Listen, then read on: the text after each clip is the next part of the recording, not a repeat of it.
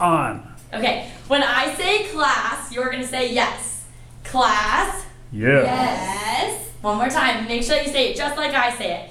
Class. Yes. Good. So whenever you hear something like that, you're going to drop what you're doing and you're going to respond how you need to respond, okay? So today it only makes sense for me to incorporate some classroom techniques, classroom management techniques that I've learned, considering I'm talking about classroom management and parent involvement today in the US versus in Japan. So just as we love to do in the US, I'm going to reinforce with candy today. So your goal is to fill up this jar. So in order to fill up this jar, you need to answer questions, you need to be writing whenever you need to write, you need to be doing all the things that you know to do in class. Got it? All right, yes, Megan. We get to eat candy. At the end, we will eat the candy if and only if you fill up this jar. So you need to really answer questions. Got it? All right. So here we go. We are also going to use whole brain teaching today. So that was my class. Yes. Okay. And I'm going to teach you just a couple more that we're also going to use today. Candy. Here we go. The first one, well, actually the second one. When I say holy moly, you say guacamole. All right, here we go. Holy moly. Guacamole. Good. The next one is hands on top. You're going to put your hands on your head. Hands on top. You say that means stop. All right, let's just practice. Hands down. Hands on top. That means stop. Good. And I like how everyone's hands are on top. Good. All right, the next one. Macaroni and cheese. Everybody freeze. Nice job. Next one. If you are being too noisy and you hear me say zip it, lock it, you're going to say put it in your pocket. Nice. All right. On your sheet that I passed out, the first thing are some whole brain teaching examples. So these are 4 of them. And as you're writing, I'm just going to kind of give you a couple more that I think are cute. When I say peanut butter and jelly, when I say peanut butter, you say jelly. When I say chicka chicka, what do you think you say? Boom boom. Boom boom, nice job. Tootsie Roll lollipop, you guys say, we've been talking, now let's stop. So there's lots of whole brain teaching that we incorporate in the US.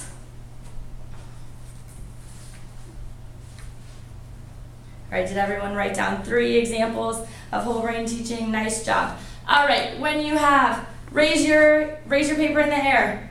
If you have written 3, Miss Megan wrote one, so she's gonna get a candy. Oh, and Dr. Schneller, and oh, there was one for Steph. Okay, good, everyone got one, perfect. All right, who can raise your hand and tell me one of them that you wrote? Steph. Hands on top, that means stop. Nice. One more, please. Holy moly, guacamole. Nice job. All right. Now we're going to practice this one more time. I'm going to let you guys talk. We're going to talk about Stagwell because everyone's super excited, so you guys can talk about what plans you have. Whenever you hear me use one of our whole brain teaching examples, I need you guys to respond, okay? So ready, talk. Stagwell. Stagwell. I can't wait for Stagwell. Gosh, it's so cool. Zip it, lock it, Put it in your pocket. Nice job.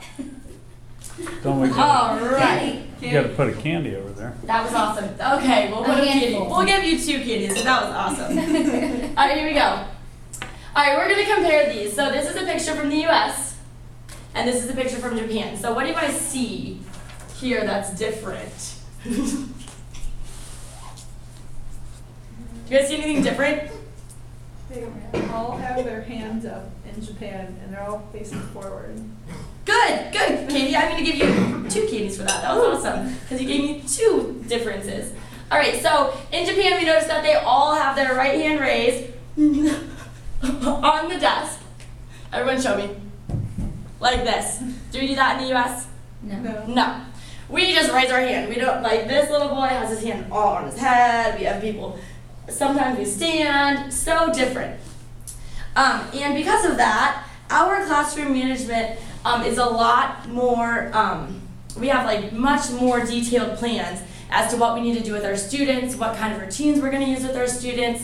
Whereas in Japan, they have learned a lot of things from their parents, and when they come into school, they know that school is a place where they're learning, they're quiet, and they're doing all the things that they need to be doing the right way without needing reinforced, like we're doing with Candy.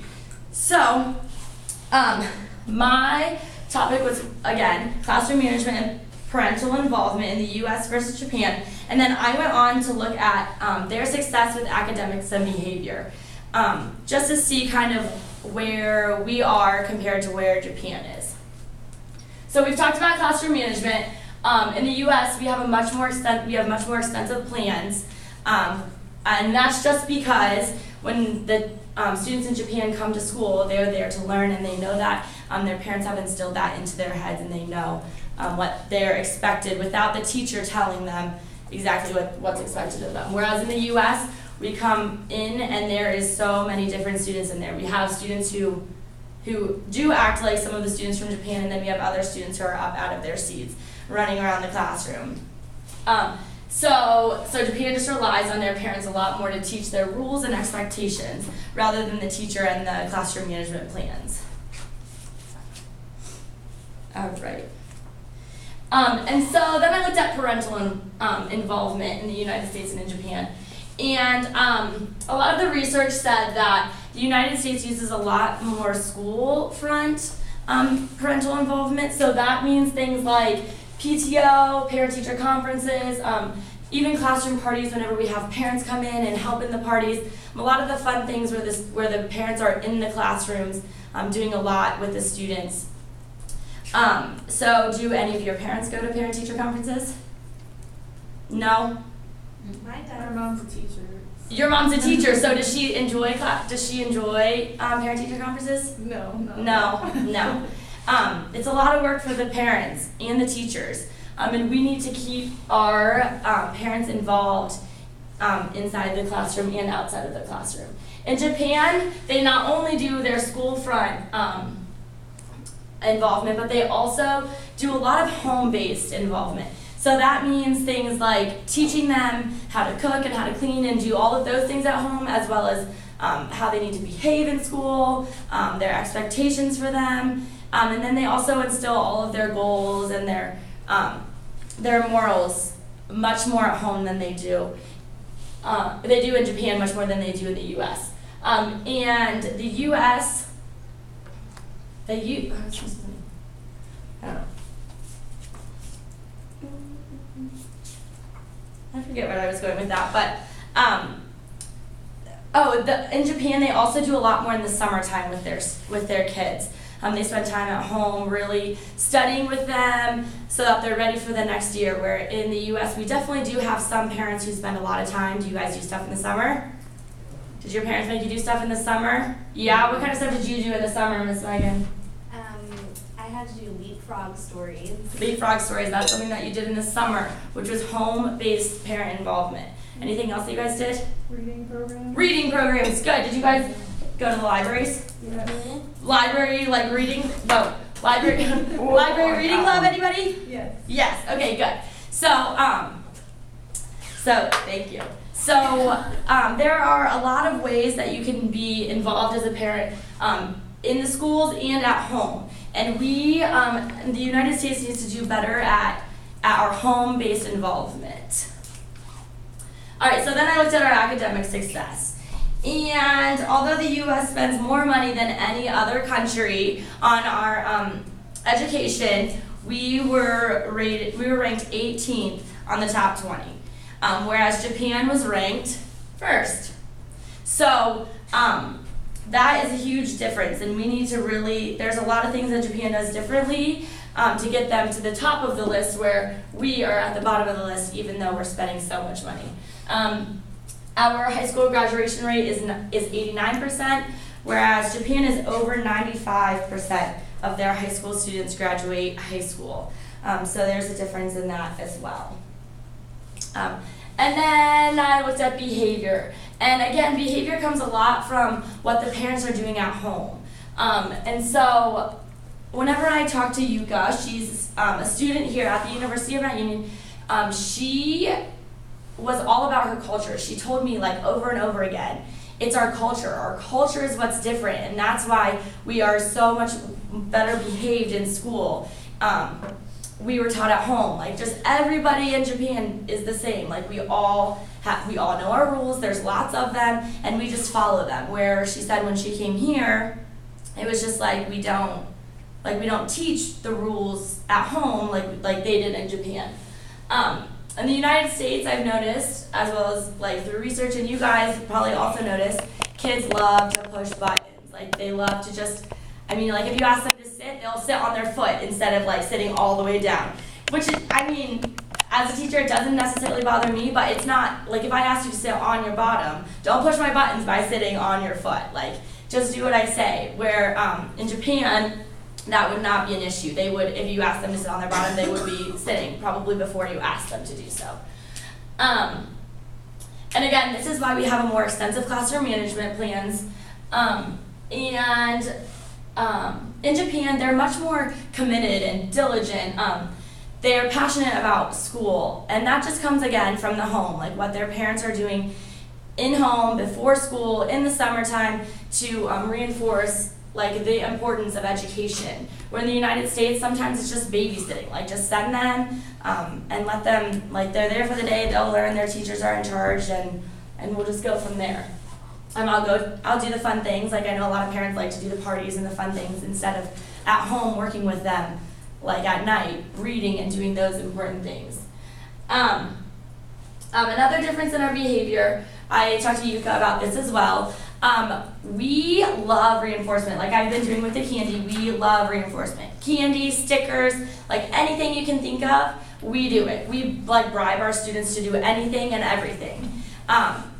Even sitting, like if a student sits all day, we would give, rewards. And then there's like this on your paper where there's, excuse me, like a Clip-It chart. I have a picture of a Clip-It chart. Do you guys know what a Clip-It chart is? Okay, so a Clip-It chart, you just normally hang it in the front of the classroom. Everyone can see it. And you start at Ready to Learn, which is that green box. And your clip is just on Ready to Learn. If you do a good thing, anything can be a good thing. It could be saying thank you to your neighbor, or it could be doing well on a test. The teacher tells you, wow, Stephanie, great job, you go clip up. Stephanie's all excited, I'm on blue, I'm on blue, I'm on blue, like super excited. And then she does something else really, really well. She gets a clip up again, and then she goes home and she tells her mom, and then she gets candy at home as well. So we love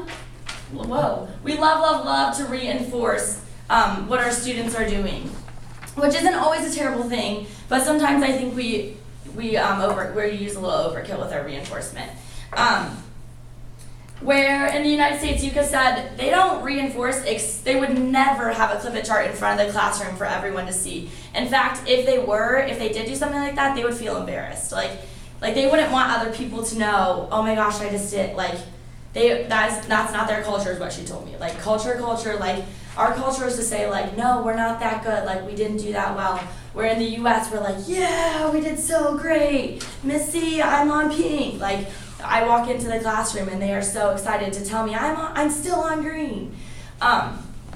So Yuka said like sometimes they'll get like pulled aside and like told like, wow, you did a nice job, but like it's not like overkill where there's like stickers and charts and all these things where they like chart their progress and how well they did every day. It's just kind of like, nice job, and then Yuka goes on with her day. So there's a lot of differences between Japan and the US, and whenever I looked at the behavior and the academics, there were a lot of differences within that too. So are there any questions? No, we didn't fill a water bucket, but that's okay. Do we get candy? Yeah, candy. Okay, you guys.